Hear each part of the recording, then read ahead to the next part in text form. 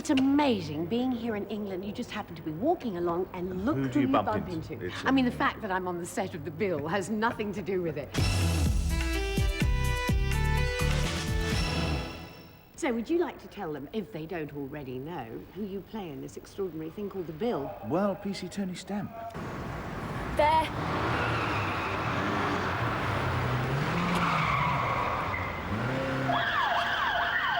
There's a lot of policemen. I go and do quite a lot of research and stuff for Stamp.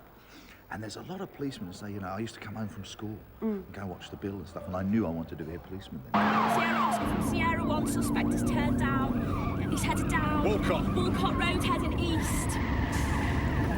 Game over. When we're doing those running shots and the cameramen are running backwards, it is so frightening to keep concentration. Oh, yeah. You can see them heading towards the lamppost, and at the final minute, one of the assistants will just pull them aside so they don't run.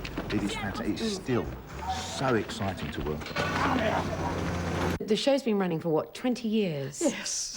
And they don't look like that. I know, but I've been in it, yeah, and I've been in it since the beginning with Mark Wingett. We both did the pilot, Wow. which was just an hour-long play, and then became, 6 months later, they decided they were going to make a series of it, and so we just were going to do one series. I don't know what happened.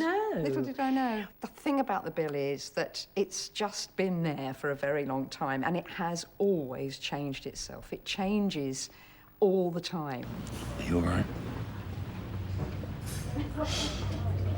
Does it ever get to you, the fact that it just never stops coming? Look, you can't start talking like that. It's all part of the territory. What I think people don't realise, to keep a show like this running, you've got to try You other have things. to. I mean, to be perfectly honest, this show, I think, would have shut down probably 3 years ago. The viewing figures were bad. We were losing audience. Now, you have to do something about that. You either do something about it or you go, OK, let it go down the pan then.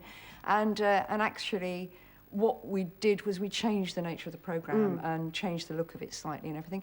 And I'm afraid, whether you like it or not, it's worked. June, come here.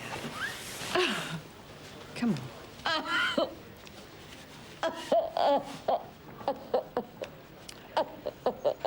I have got the wonderful Mark Wingett, who played, you say DC. Yeah, Detective Constable James Carver. I like the way you said that. Yes. Can you say that to me again and then Detective Constable James Carver. So what's next then, Sarge? Are you going to arrange a search warrant? I suppose so. I reckon we could have this all wrapped up by lunchtime. Tell me, when you're playing your character, how much of, input do you have? I'm sure you're asked this question a lot. How much input do you have into, I know you've got your scripts, you're given them, Sure. but, how he deals with situations, too, sometimes a writer would come in and there are certain logical things your character has to follow that Sure. maybe a writer, because it's a damn hard job to come in and write a new storyline and take on board their past. It's not so much about... You know it. It's not so much about the storylines, because you can't really do anything to change those unless you vehemently No, disagree but within the something. context of those storylines. But on a day-to-day basis, you work on every scene, and some lines are cut from almost every scene, or things have changed. And things... This morning I was doing a scene and things went right, and I just, you explain it and you have a word with the director and the other actor and you sort of work on the scene, and the director puts a phone call, you're out on location, puts a phone call into the producer says, why does he want this? And you say, this is why he wants it. And say, oh, I understand now, yeah, that's fine.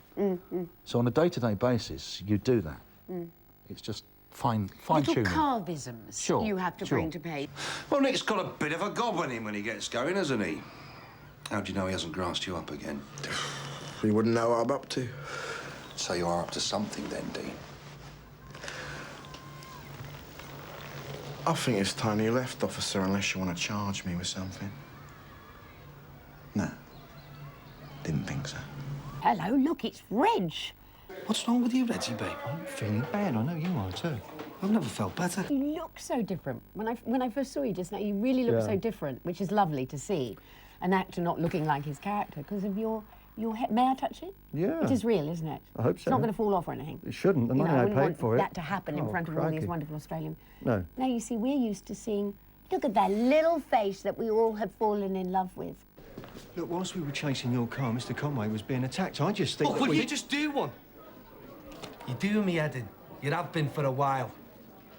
In your character as Reg Hollis, you know, we sort of, he's the one that a lot of people feel has been the most straightforward policeman. You know, yeah, that's what you were saying. The one that you want to ask help from, one of the characters in the show that you really believe you might get it from, and straightforwardly as Reg. Yeah, well, he's quite an even, I guess he's a sort of an even sort of person, isn't he? He seems to be fairly, but yeah, he's had his ups and downs. I think he's had his, you know, over the years. I'm not necessarily going to be able to recall. He comes through them. without as much baggage. I is think what I'm that's trying what to say. people like, is that he's seen to survive. Urgent assistance, 119 Canley High Road.